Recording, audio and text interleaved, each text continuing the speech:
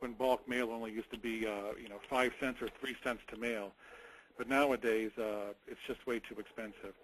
Email marketing can be effective, but takes more work. There are free websites to use to contact your customers, such as Yahoo Groups and iContact, but you must also always have relevant and exciting content to give your audience, or your email will quickly go into the trash bin. Again, our panel has had limited success with email marketing.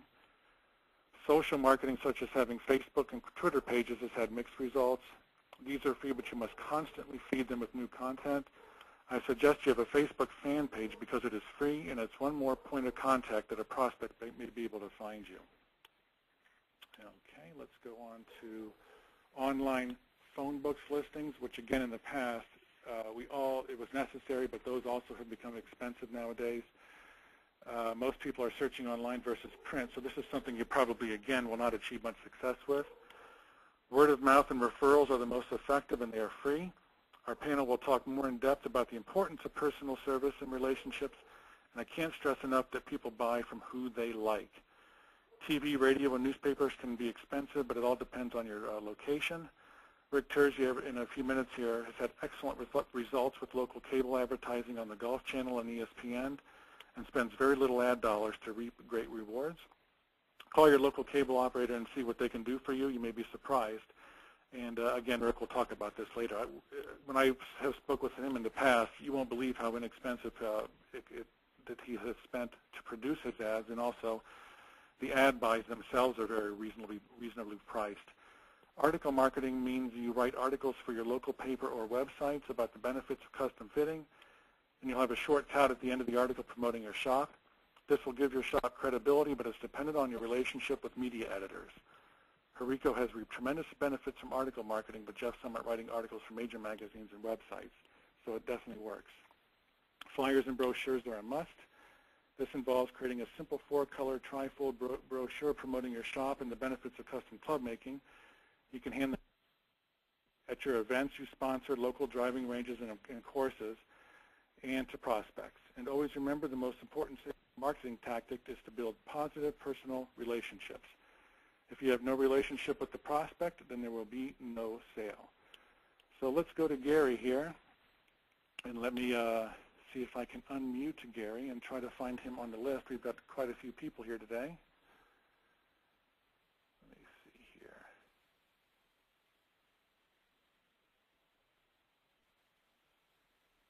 Okay, I think we're going to have to go to, I don't see Gary on the list unless he registered as someone else here. Gary, if you're there, give me a chat on here to see if you registered maybe as someone else. Maybe you're having trouble logging in. Let's go to Tony, and let me see if I can unmute Tony.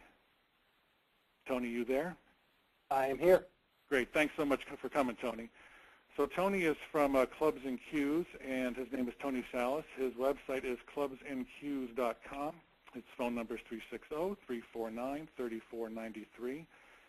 His, let me move some of these things out of the way here on my screen so I can see what's going on. His value proposition is quality craftsmanship is par for the course. And real brief, Tony, you want to give a quick history of your history of club making and some of your past and so forth? Excuse me. I began club making back about 2001. Started it as a hobby, kind of uncovered it, and started building clubs for myself. And as the people I was playing with started to see the improvement I was having in my game because of it, it grew from there. I started making clubs for friends. And then in 2004, I decided to expand into a full-time business, opened a miniature golf course, and then used that as a vehicle to get people in, so mothers and fathers could bring their kids in to play miniature golf, and at the same time I could get them fitted for custom clubs. That year, and after you called me, I started to do some research on this. I actually sold 240 sets of clubs that year, just out of the miniature golf course. Wow. During that time, my wife had another business, and we decided that trying to go without health care and benefits coverage was a bit of a risk, and her business was making more than mine. So I build the miniature golf course, kept the club making business, and pretty much just continued it on a part-time basis from that point. Where I've had the most success has been finding through either organizations that I have an affiliation with, or through local golf courses, finding tournaments that are going on and getting in touch with the people who are sponsoring the tournaments and becoming either the closest to the pin or long drive or both sponsors. And typically, actually, I have not had to pay for any of the sponsorships. What I do is I offer a driver or putter or a set of wedges, depending on what they want, as the prize for those winners. And that allows me to give a custom club or clubs to the winners, which makes an impression on them, and it also allows me to keep my marketing costs down very low. From those winners, with the exception of 2 over the past 3 years, I have gotten full club set orders from every single one of those winners. Oh, that's great. I also work with my local Chamber of Commerce. I donate a set of golf clubs for their auction, which helps them raise a significant amount of money. And then it allows me to distribute my trifold brochure in their mailing. So it allows me to access the chamber membership without necessarily having to join the chamber. I am a member of one Chamber of Commerce, so that does help me get involved with others. Excuse me.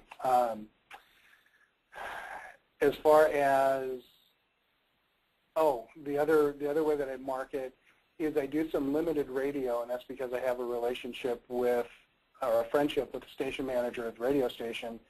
They do an auction every year, and so I will donate a set of clubs for their auction. And what they do is they give me full retail dollar credit. So basically, I'm charging, the full retail that I would do, and they're allowing me to take that and translate that into advertising dollars. The only time I really do radio advertising is heading into the Christmas gift-giving season and also into the beginning of the golf season. So for here in Washington, my advertising is typically geared toward the end of March, first part of April. So that allows me to connect with those golfers who are headed out, decide they need new clubs, or that they need re-gripping done, club repairs done, cleanings. It's time to, even reshafting clubs to get them to the right flex and the right length for those customers. I also have relationships with 3 golf courses, and 2 of which have custom club makers, but those club makers do not do club repair. So that's a way that I can still work with those golf courses. So if a customer comes in and says, I broke my 7-iron, what can you help me with? They'll refer that to me, so I'm able to, to effect those club repairs for the customer, and in some cases turn those into club sales as well. Yeah, what's real important too, guys, is what Tony had mentioned about radio is that he bartered. And when you see what these advertising rates are out there, don't take that as the gospel truth. There's always negotiating, and there's